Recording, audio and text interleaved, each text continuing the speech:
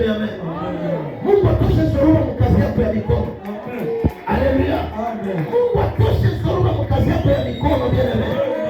Shetani akijua kwamba hii kazi itasaidia jamaa yako, shetani akijua kwamba hii kazi itasaidia kanisa, itasaidia kazi ya Mungu, ama itakusaidia wewe, anajifunzaka kuinua dhoruba ya kupenda urudie nyuma. Lakini nasimama kama nabii wa Bwana nikiwa madhabahuni na deklarashia kazi yako ya mikono, kila dhoruba yenye kuinua kurudisha nyuma, ikiwa ni ile songa peona kuisongeza juu, kila dhoruba ya mapepo, kila dhoruba ya wachawi, kila dhoruba ya malozi, dhoruba ya misingi ya kijamaa yenye ilisimama na kusema mtendeleaka, ikuwa ni ile songa pe, ikuwa ni ile songa pe.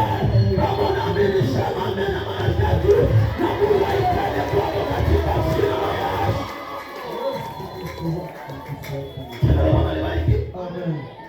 Kitu kingine, shetani akiona fiansae yako itatokea mondoa, anainuaka dhoruba ya maneno.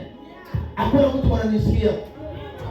Shetani akiona kwamba huyu mwanaume atakuoa wala huyu mwanamke anakupenda na mtaoana naye na mtajenga unyumba, kitu yenye anajifunzaka, anainua dhoruba ya maneno.